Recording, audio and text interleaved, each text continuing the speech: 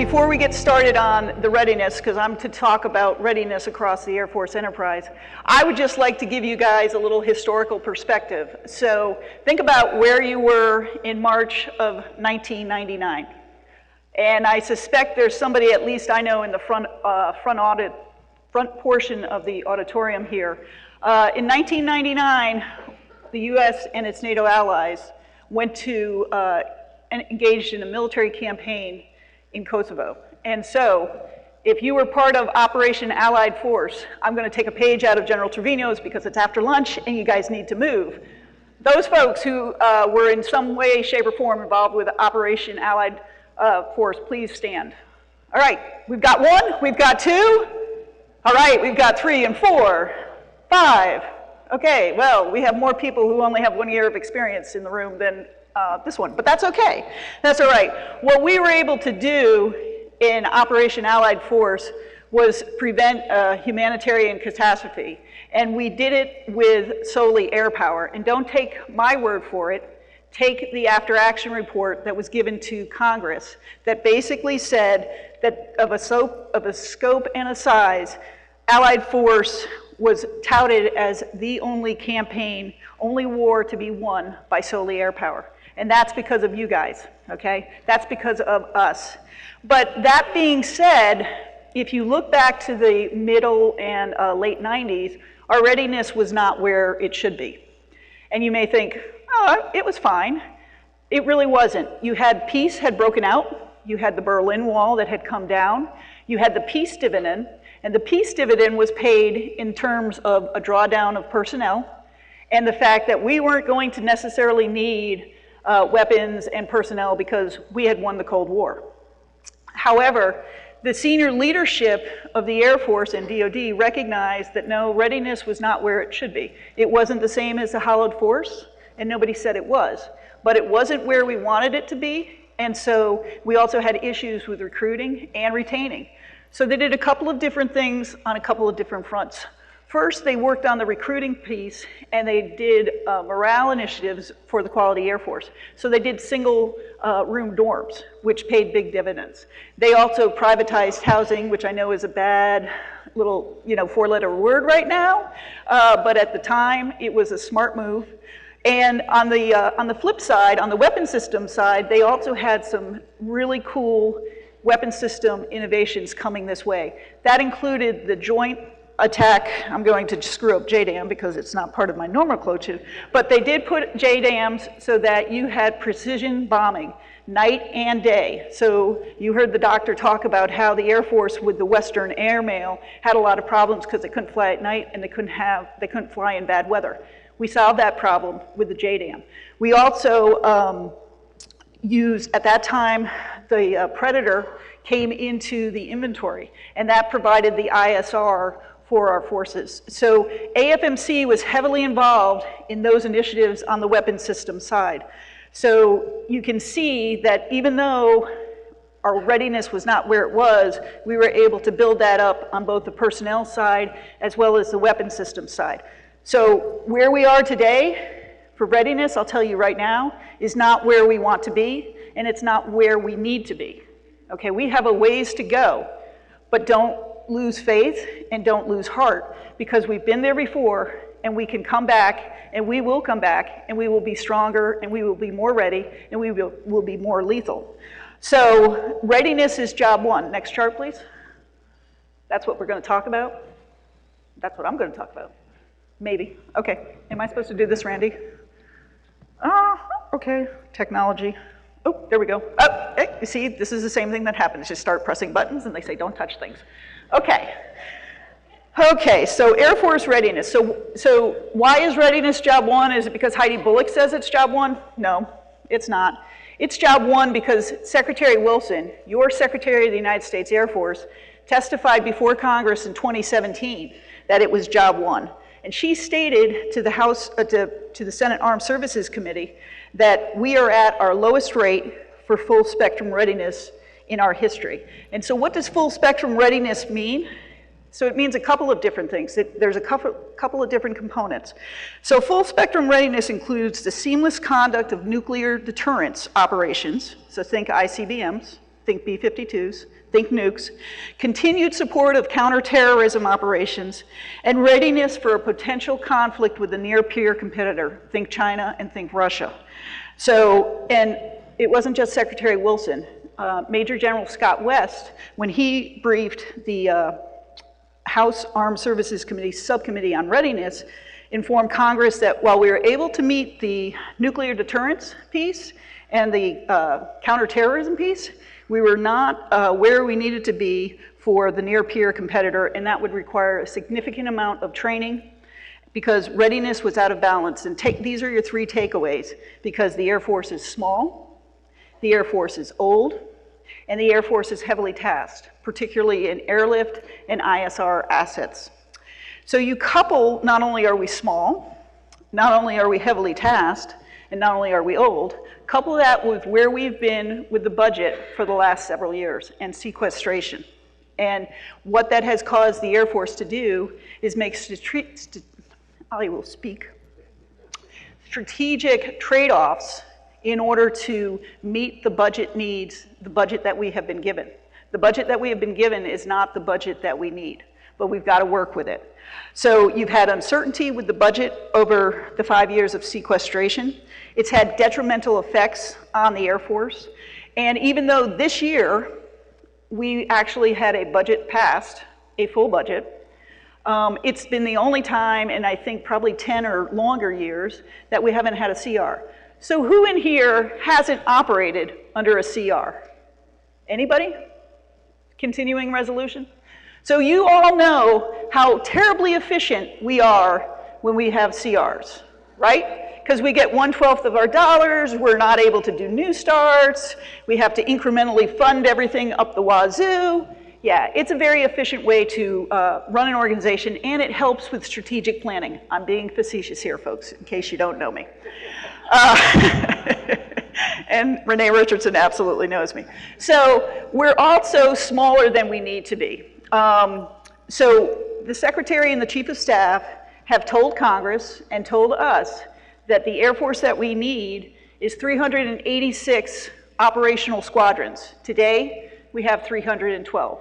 And for those of you keeping track, I'm going to tell you the number of squadrons that they believe we need. And I tell you this because if you're supporting those squadrons, you may be interested in the growth. So they're saying we need 5 more bombers, 7 more space, 14 more tanker squadrons, 7 SOF, Special Operations Forces, 9 CSAR, Combat Search and Rescue, 7 fighters, 2 RPAs, and 1 more airlift squadron. And then you may say, well, how did they come up with the 386? That's just like, you know, is that the Powerball number or the lottery 3 number that you're supposed to play tonight?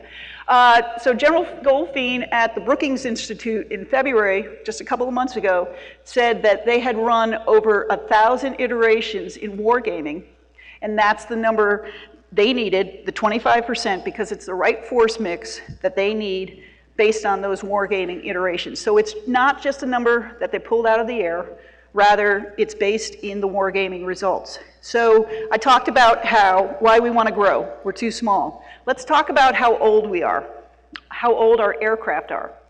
They're pretty old, folks, and this is kind of scary. So you take a look at the B-52, the bomber. Its average age is 56. We have a project, and I know there's I know Dennis Lovejoy is in here.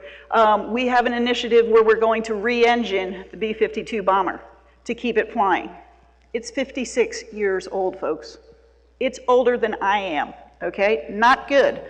Another, its twin in the age department is the KC-135.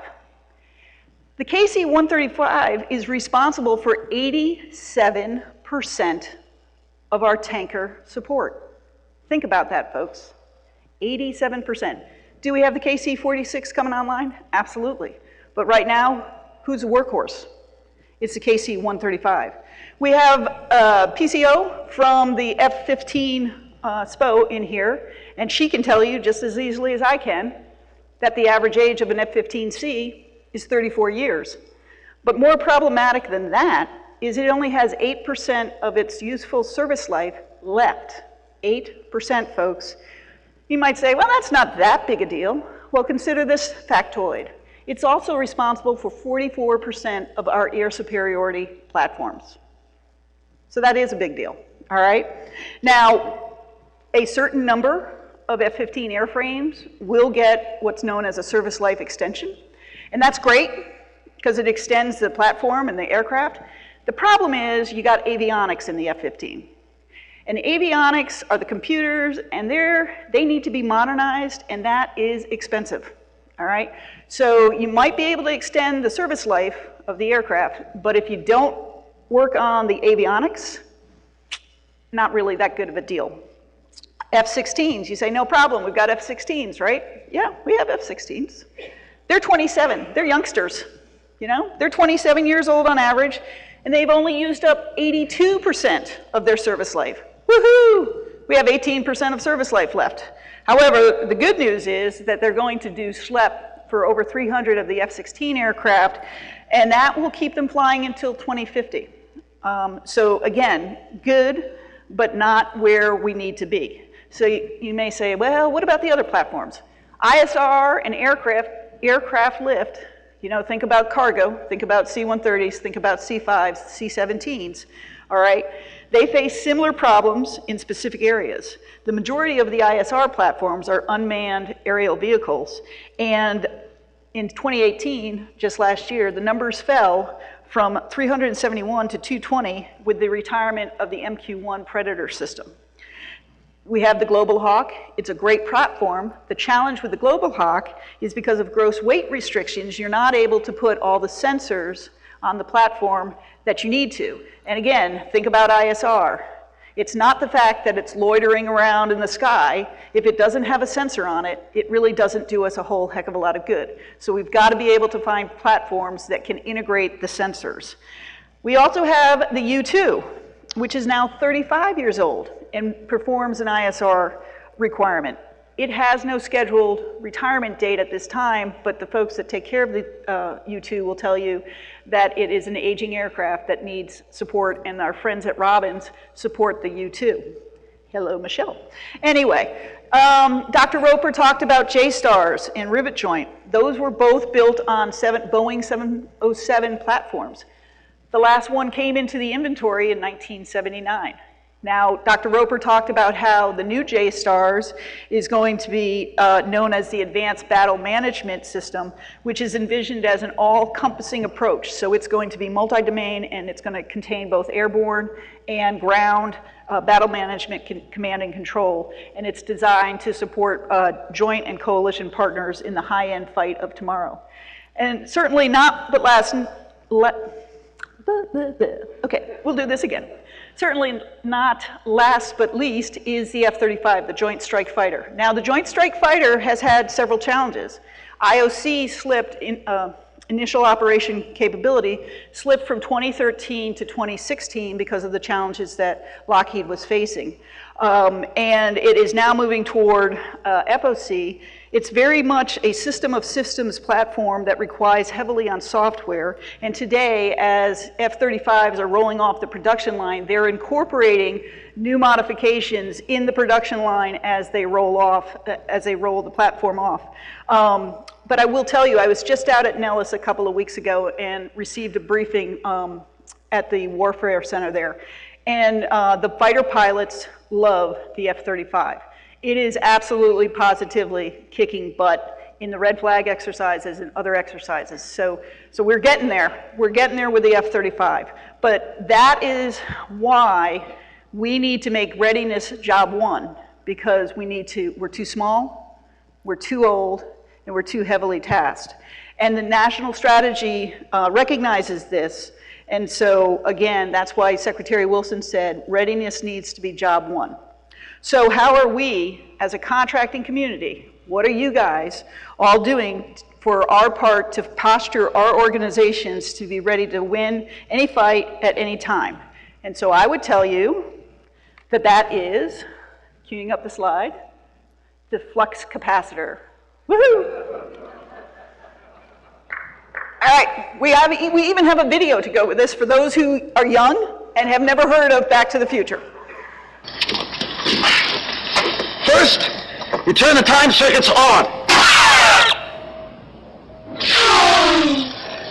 tells you where you're going, this one tells you where you are, this one tells you where you were. You input your destination time on this keypad. Say you want to see the signing of the Declaration of Independence. Or witness the birth of Christ. Here's a red letter date in the history of science, November 5th, 1955.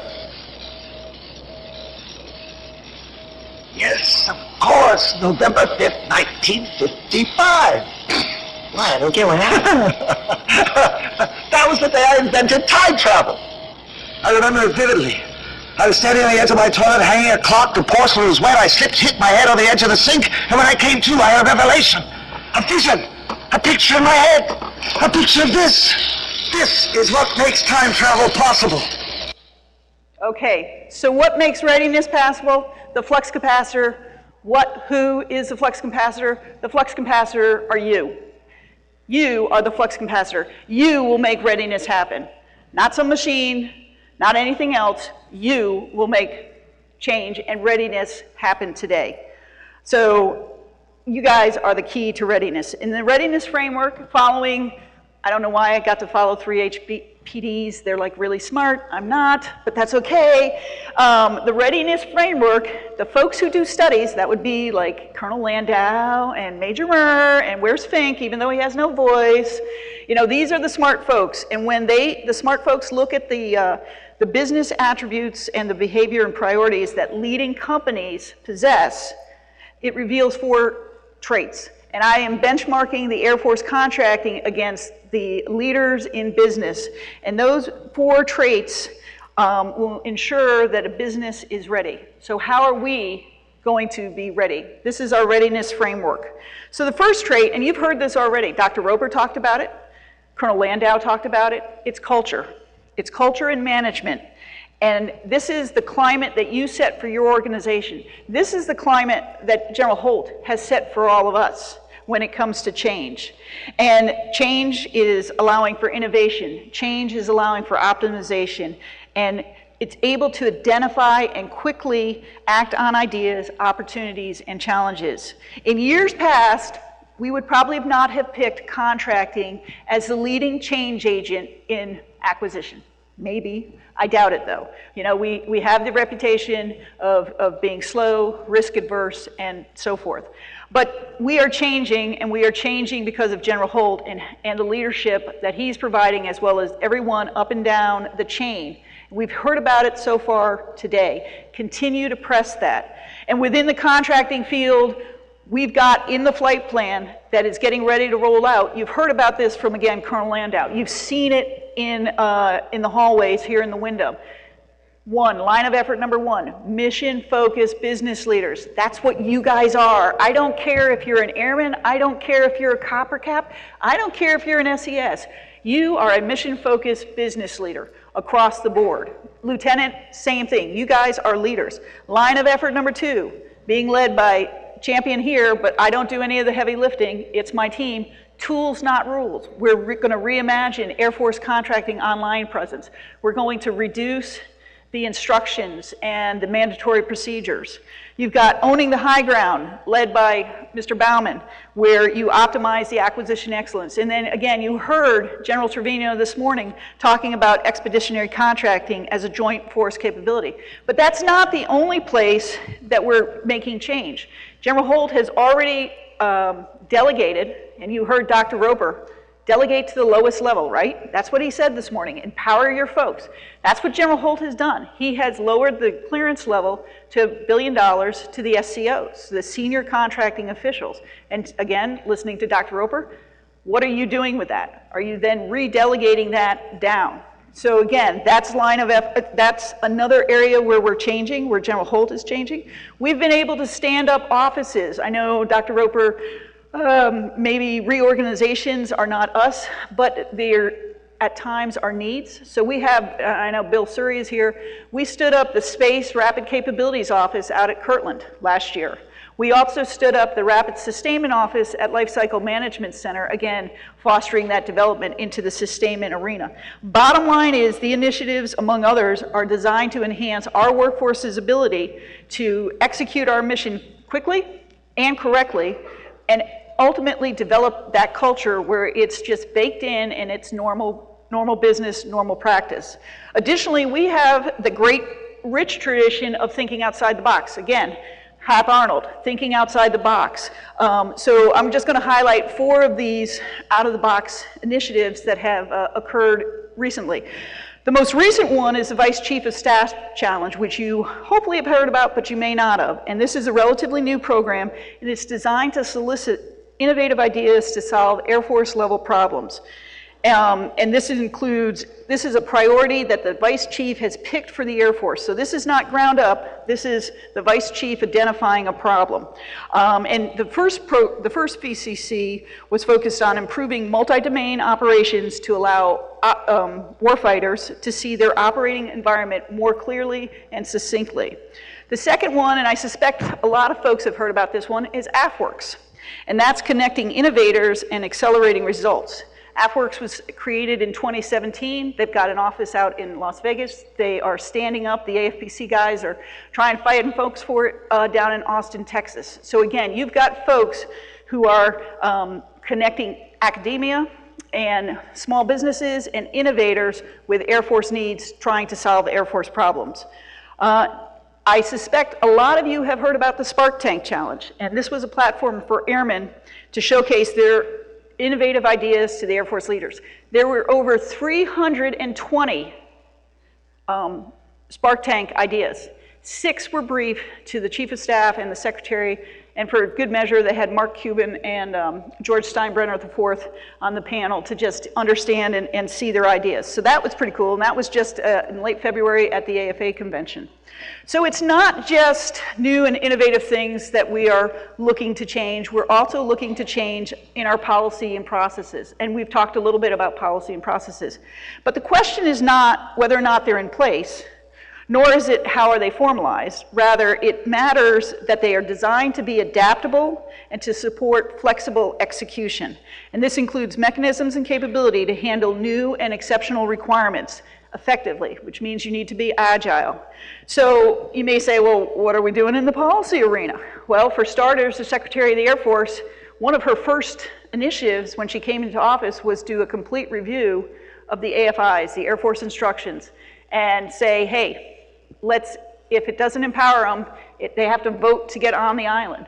Along the same line of being voted to stay on the island, vice get off the island, is AQCP's Operation Clean Sweep, which is being led by Jerry Pelican and her team, and it is looking across the AFARs, across the enterprise, at not only the AFARs, but the mandatory procedures and the informational guidance to see, again, what do we need to absolutely positively keep, with that being a minimal amount, vice the regulatory, thou shalt do this, this, and this. So again, we're trying to let the folks know not what they need to do and the why, but not necessarily the how. And then who in here really hasn't heard about other transaction authorities? I will tell you, we're tracking them up at AFMC just from a best practices and to be able to share those best practices, and here's who you need to contact.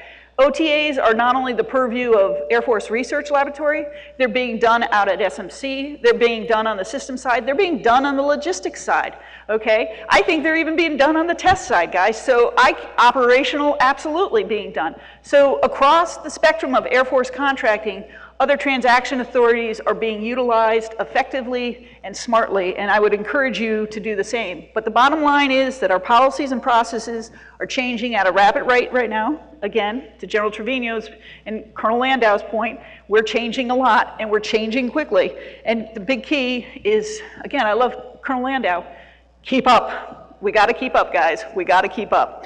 So another trait of these successful businesses that will make us successful in the readiness framework is the rich communicators.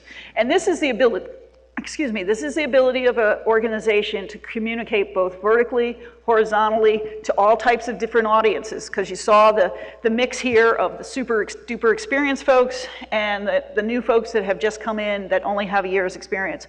So we have a bunch of different platforms. Today, Dr. Roper was interviewed by Amber for the contracting experience, and that will be pushed out in a couple of weeks. So that is the newest. It's not necessarily the greatest, it's just the newest form. You've got General Holt, who does his fireside chats, which I'm sure we all read, okay, because they're very good.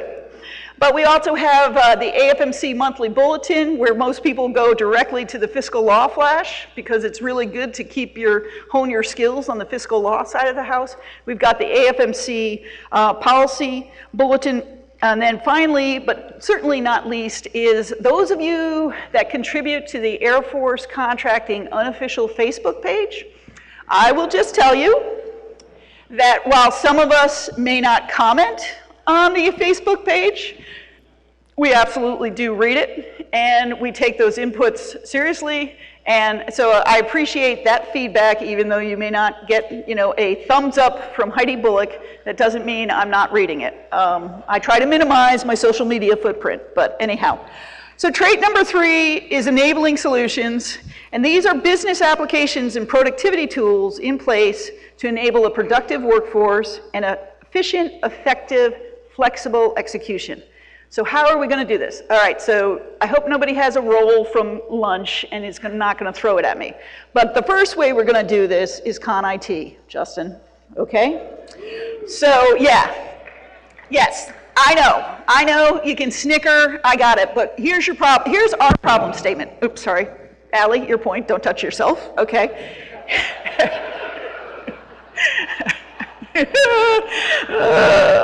So here is our problem statement. Air Force contracting lacks a standardized, integrated method of anticipating and responding to current changes in process, regulation, technology across the contracting domain. And this lack of agility results in non-compliance with laws, which maybe you may not care about, but the GAO and Congress absolutely care about. They also mean that we're not complying with regulations. There's also an over-reliance on manual intervention. Why would you want to do something twice if you can do it once? And poor data quality, which again, maybe the Air Force really did spend $70 million on soybeans last year, but I don't think so. So that data quality needs to be in there. And so we need to have a more consolidated and globally accessible approach. And just some data points. There's a NDA, National Defense Authorization Act 2013, that mandated reporting requirements, and less than 40% of Air Force buying offices complied with that requirement to transmit contract information to using procurement data standard. And that is the DoD-wide standard for creating and processing and sharing procurement. Additionally, since 2012, over 60% of the existing contracts were either missing or had incomplete clauses. Now, you can blame Con IT's clause logic for some things, but you can't blame it going back to 2012, folks. And again, if we're going to be agile, we need not only to be able to analyze the data, and Karen Landau talked about how they're collecting the data, but we've got to collect good data. If our data is not good, we cannot make informed decisions. So these things all tie in. And we want to get to where we're able to do contract requirements, contract generation. We'll be able to look at the reports for contract management, contract performance, and the ability to understand the whole contracting domain process management. But there's also other enabling capabilities. So Roger Westermeyer has gotten a shout out, Steve Brady's gotten a shout out a couple times. FICA has the business competency cell that can help you analyze the information and analyze your spend. You also have category management, which I know the operational side of the contracting continuum knows about, but for those of you that are not familiar with category management, throughout the Air Force, the teams are taking a closer look at what their spend is, and they're realigning their workload to common areas of spend to increase their efficiency. Why would you want to do your own contract for transient alert facilities when there is an IDIQ that you can just issue a task order against? Seems pretty smart to me to leverage other folks' work. And I'd like to give a shout out to the 773rd, to Colonel Landau and her team for what they did to achieve incredible results with the medical community. Not only did they reduce their acquisition lead time with a historically difficult customer, I'm a doctor, just get it for me, for God's sakes. Oh, okay, no problem. Not only did they reduce their acquisition lead time, but they made themselves a valuable member to their requirements organization, the medical side of Air Force, the Surgeon General, and so forth. So kudos to the 773rd and what they've done. And it's not just on the operational side that we're seeing innovation. So AFMC and Lifecycle Management Center came up together and developed a sole source toolbox for sole source procurements. And this has had great efficiency. I'm going to just point out one story, and this is just one, and there are several. But with the Advanced Medium Range Air-to-Air Missile, AMRAAM, Lot 32, using the toolbox and using the data from Lot 31, so you get the idea that the AMRAAM has been around for a little while, you know, Lot 31, Lot 32. But Lot 32 was able to be negotiated 10 months faster and at a 16% savings in comparison to Lot 31. So again, you're seeing innovation, you're seeing agility. And so as an Air Force and as a contracting community, we're doing our part to help and foster Air Force readiness. Of course, we still have a long way to go. And then finally, I would just like to close, not close just quite yet. Next chart, please, Randy. Maybe? Okay, Heidi, you're supposed to do this again. Oh, nope, individual readiness. Okay, so I'm just going to highlight a couple of things on individual readiness, because even though General Trevino talked about the joint contingency support, I just like to challenge the military. Are you really ready today to deploy tomorrow? Okay, that's great. I think there are probably some people that would, if they were asked, perhaps not in this forum, they might say no, all right? And that's okay, but you need to get ready. And it's not just being physically fit, it's not just your immunizations, it's not just your contingency contracting training. It is about having that conversation, if you're dual military, with your family members. You know, you probably like your kids, but are you sure your relatives want to hang out with your kids for 6 months? Just saying. Mine didn't, but you know, maybe I was the exception. You have to expand your comfort zone. Are you being trained? Are you training your folks? Are you expanding their comfort zone so that they are ready for anything that comes their way? And even a little thing, how many of you guys, just a show of hands, have mutual funds? Okay, good, that's good. Now, you all know that when you get ready to do taxes, and at the end of the year, your mutual fund will send you a little statement, right? And it tells you this is how much money the mutual fund has hopefully made. It might tell you how much it's lost, but hopefully you got the ones that, you know, are in the plus.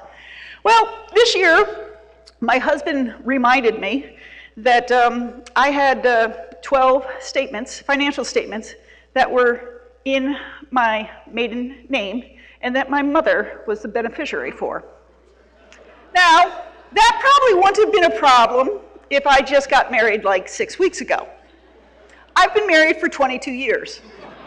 So perhaps, just perhaps, I might want to take a look at that. Not that my mother wouldn't turn it over to my husband, but you know, my siblings might get in there too, type deal. So that's what I mean by readiness, all right? It's not just, do you have your shots? It's not just being physically fit. There are a lot of other things. You may have personal situations that have changed in your life. Make sure you're prepared for that. Civilians, I get the question all the time. I want to deploy. I got the sign, 10 minutes, thank you very much. I want to deploy. Okay, great. Do you know what you're doing? Because the deployment environment is not the place to train a new civilian. I don't know what I'm doing, but I'm sure they'll teach me in a deployed environment. No, that is not what we do. Are you prepared to walk a quarter mile, and I'm not exaggerating, to go to the bathroom? Because you will, all right? So again, civilians, I love that you want to support the fight and so forth, but from a readiness perspective, are you truly ready? Are you truly trained? Are you prepared to do what you have to do? Because remember, mortars don't have a little GPS thing on them that say, oh, I'm sorry, that's a civilian. That's a non-combatant member. Oh, we won't kill that person. We'll just go for that military member. No, it's indiscriminate. So just keep that in mind if you decide that you want to support the warfighter in an AOR environment. So finally, in summary, I'd just like to say that we live in a contested environment. Sure, there we go. Air Force readiness should be job one for you. And then finally, it is up to us, because we turn dollars into mission capability, folks. Nobody else turns dollars into mission capability. That's what we do in contracting, and we do it really, really well. And finally, I would just like to say thank you very much to each and every one of you, regardless of your rank or your grade, regardless of what type of contracting you are doing. We all contribute to Air Force readiness, and without each other, we would not be successful. So for each and every one of you, thank you very much for what you do, and if there's any questions, I'll be glad to take them.